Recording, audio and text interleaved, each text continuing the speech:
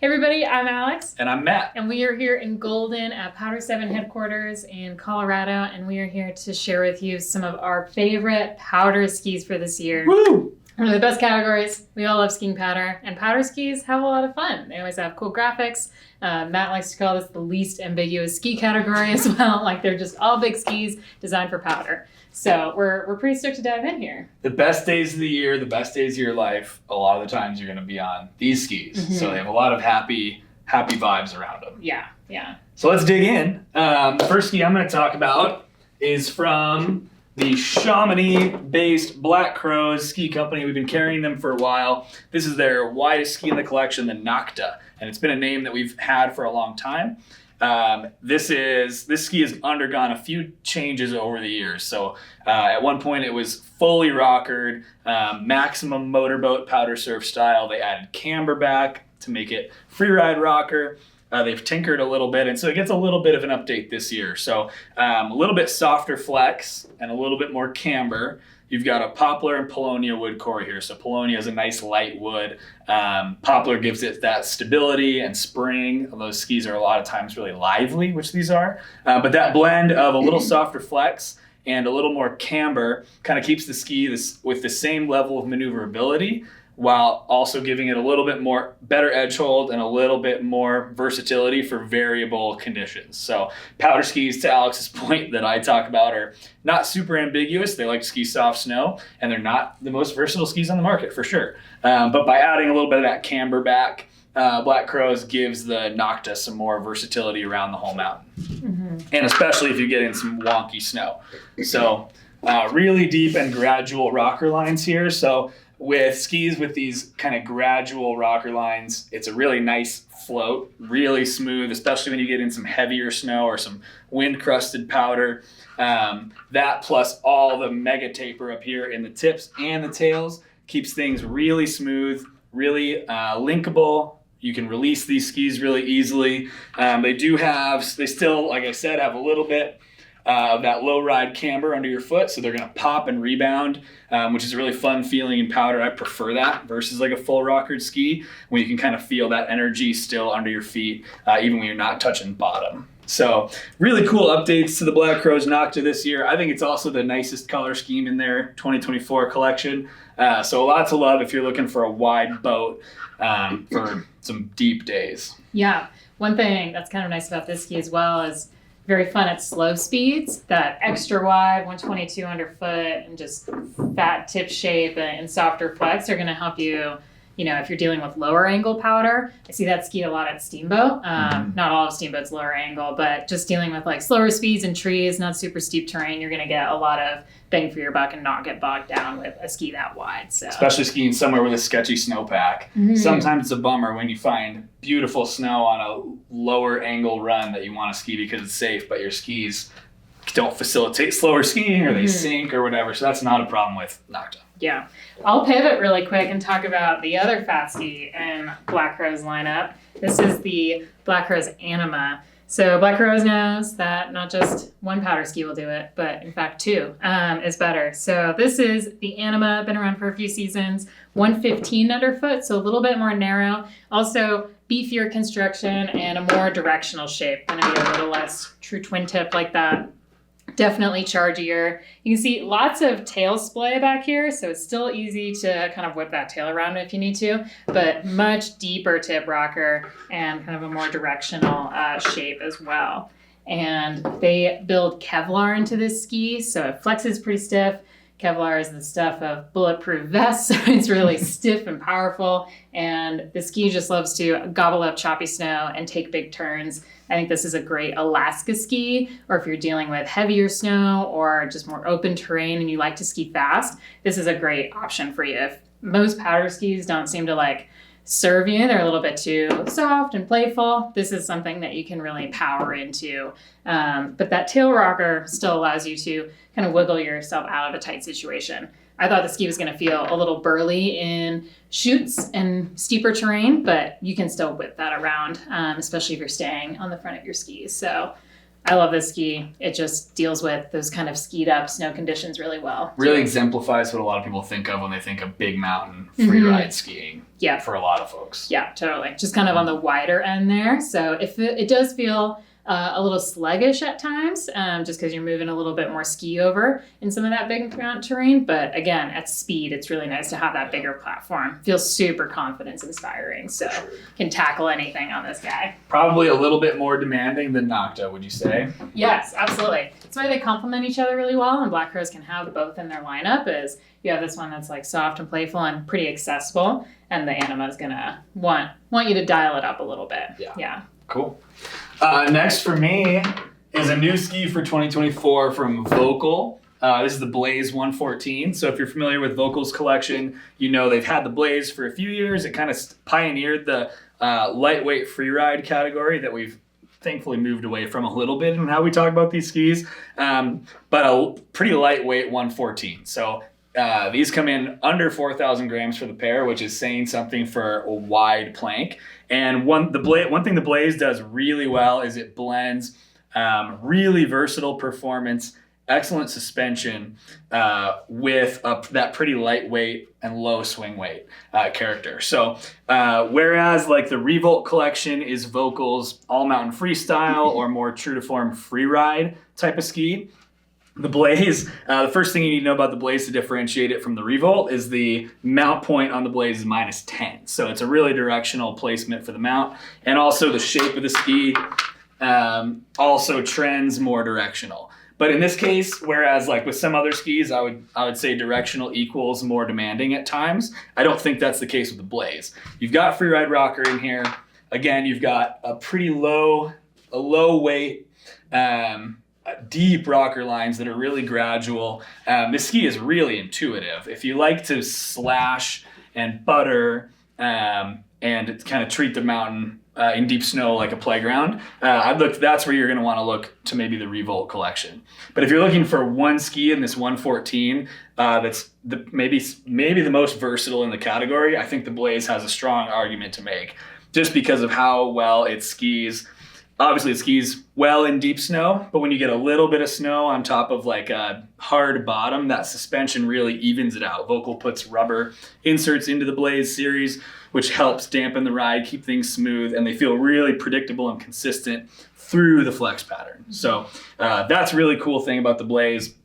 And if you're not jibbing or slashing or doing that stuff and you're just skiing the fall line well, you're skidding your turns, Blaze is the go-to, I think, in that Volkl 114 area collection for you. Yeah, if you're looking for some of the predictability and stability talked about in the Anima without needing that heavy, it's a much heavier ski and without it feeling so demanding, this is a great way to look. So. Yeah, and you could, because of that weight class and that versatility, you could throw any binding on the Blaze. So that could be Marker's new Cruise or another tech binding. It could be the Duke PT or the Solomon Shift or just a straight up Alpine binding. This ski will work well with any of those depending on what you want it to be in your quiver. Yeah, very versatile with what you can do with it. Yeah. Off the snow.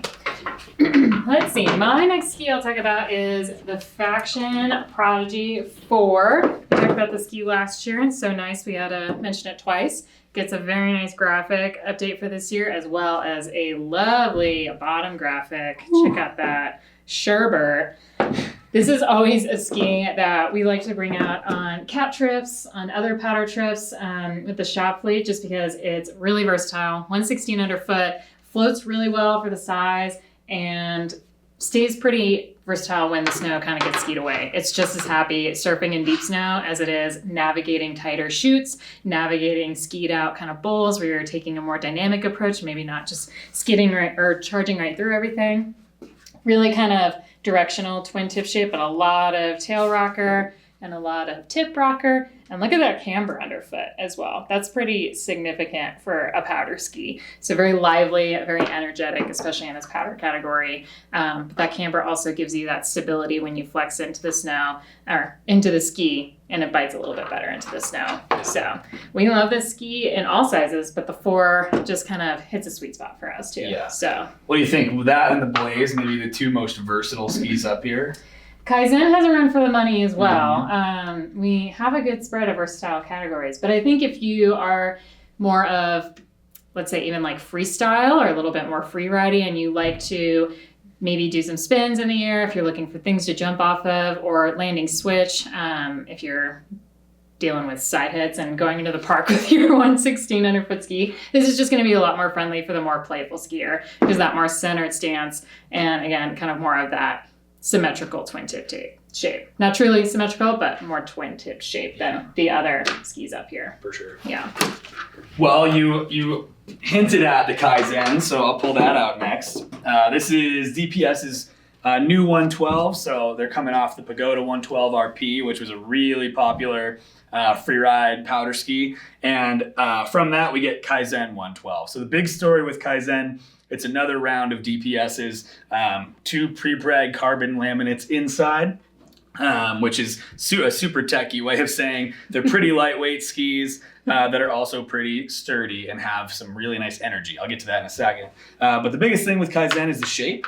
So we're taking the RP shape from Pagoda and blending it with, in the tips, and blending it with a little more of the C2 shape in the tails. So that gives you, as Alex alluded to, a lot more versatility than you had with just the Pagoda. These skis still have a 15-meter turn radius, which is pretty remarkable for a 112 underfoot ski. So that's why they're still gonna be really surfy, really quick, easy to smear and skid around. But if you like to sometimes ski with a little more directional style. Maybe you're somebody who attacks the fall line and sometimes you like to release your tails and play around. I think the 112 Kaizen is more your ski than the Pagoda 112 RP would have been. If you really tend that direction, DPS also released a Koala 111 for this year that's even more stout and directional than Kaizen, so you might go check that one out. But I think for blending all those traits, Kaizen 112 kind of has it all. Yeah. So Titanol mount plate under your foot, this is what you're seeing right there.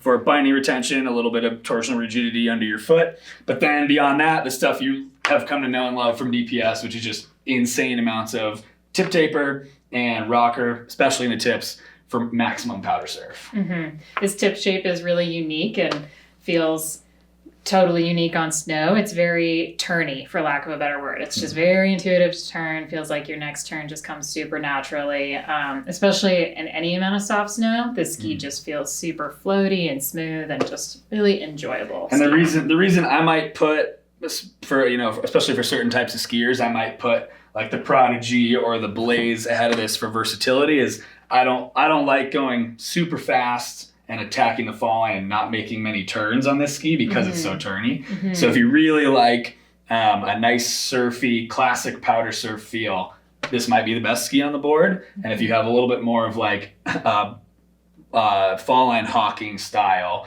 you might look for a longer turn radius. Yeah, totally. Yeah. Especially on firm snow, or if you're ripping back to the groomer, ripping back to the lift on a groomer rather, you may get a little bit of wiggliness. I got to get out of this powder and get back to the groomer. Yeah, get me out of here. All right. A new ski for 2024 is this. This is the size I ski personally. Just kidding. This is the Nordica Unleashed 114. So Unleashed came out last year with a 90, 98, and a 108, and they are expanding the line a little bit into this more big mountain category, or powder category rather. Big mountain or powder, whichever way you want it. And so this takes the kind of very playful twin tip shape from the Unleashed and just puts it on a bigger platform, deeper rocker in both directions, and more tip and tail splay. Pretty low camber, and it's got a partial sheet of metal in there, the terrain-specific metal that they use in the Unleashed and the Santa Ana skis. So you've got metal through the tip, and it kind of narrows down through here. This is going to have the least amount of metal for extra play in soft snow. But the metal still does feel pretty powerful. This ski doesn't feel as playful as the Nocta, maybe as the Prodigy, just because it's got so much metal and kind of a more directional mount point as well. So we actually found a lot of testers came away feeling they wanted to ski this a little bit more directionally, but it is pretty happy to get sideways as long as you've got that kind of pressure up front. So if you're someone who likes to tackle the fall line, but also likes to whip those skis around every once in a while, this is a great way to go. Probably my favorite thing about the Unleashed series, especially in that 108 and 98, super predictable. It just is. It's not going to do anything weird. The tips aren't going to deflect on you. As long as you've got that kind of forward stance, it's going to stay super smooth through chop, through a weird scrapey section, hidden underneath some dust. It's going to stay really predictable, which is a really nice thing to have in your wider ski. So yeah, for me, 5'7", like skiing it in that next size down, the 185 or 4. 186. 186, it feels pretty tanky. Like another ski we really like that's new this year is that Sender Free 110. So skiing that in the longer size, if you're kind of like, you could go either way, gives you a much more directional, still skiable, really skiable, but a really directional tank kind of feel. And if you size down, it can kind of remarkable how different it feels, where it feels a lot more like a playful oriented powder ski. Totally. Yeah, you can kind of make this what you want with the size that you go with. But if you deal with really open, like bowl conditions or terrain, this would be a great option. You can just kind of open it up if you want to. Yeah. So nice. Well, my last one is another brand new ski for 2024, and a lot of people are excited about it. It's from Head, and it's the Head Oblivion 116. So it expands that all mountain freestyle line, the Oblivion series, that's kind of the counter from Head to the Core, which has been around for a long time as lightweight, directional, all mountain skis in a lot of waist widths. So the Oblivion's a very unique ski. 116 underfoot. It's basically like just a massive park ski. So a bunch of camber and rebound pop under your foot, splashes of tip and tail rocker, and it's nearly symmetrical. So if you are familiar with park skis, you know, landing backwards, skiing switch, jibbing, if you like to do that in deep powder, Oblivion 116 might be your best choice for this year. So a lot of people will get along with this ski. It has a very long turn radius, like double the Kaizen. I think it's 30. Yeah. 30 15 some. times 2. Yeah. Yeah. So double the Kaizen, 15 to 30. That's why I work in skis.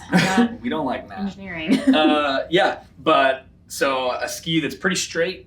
You can attack the fall line, but it really wants to be a wide powder park ski, and it shines at that. So maybe a little bit less, maybe a little less versatile and more like this is what it likes to do than some of the other skis up here. But if that's your style, this is probably your favorite ski of the year. Yeah, one of our testers actually came back and said it carved really well, probably thanks to the kind of relatively minimal rocker compared to these other skis up here, and impressive camber. I was just looking at the mount point recommendations. They actually have ski centered marked on here, just kind of speaking to that freestyle vibe it brings. So yeah.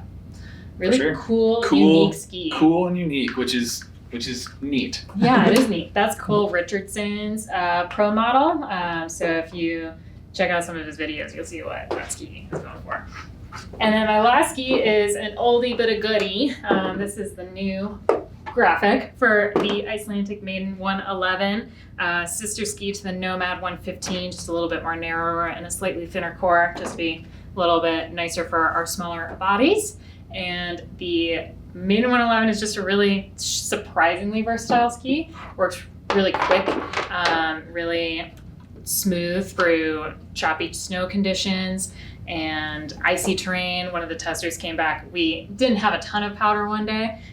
She went out and took this and was like, I had a great time. It was really carvy, really smooth through the bumps, really intuitive to turn. Really nice, like kind of almost symmetrical twin tip shape here. Lots of tip and tail rocker. Not a ton of camber underfoot, so it does have that kind of pivoty, swivelly feel to it.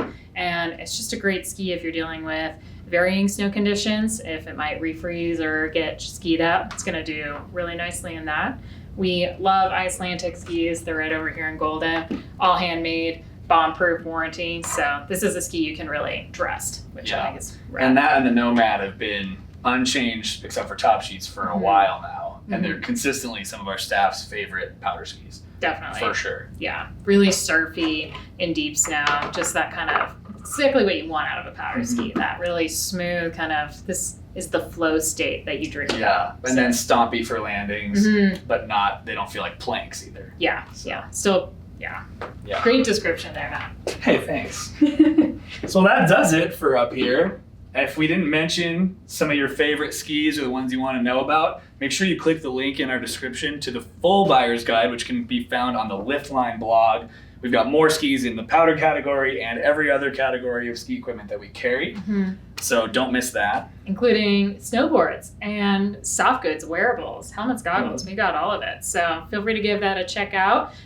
Feel free to subscribe if you want to see more of these videos going over different ski types. We'll have ski comparisons and ski reviews throughout the season. But until then, feel free to drop us a phone call or shoot us an email or comment down below and we'll get in touch. But until then, we'll see you out there. Happy turns.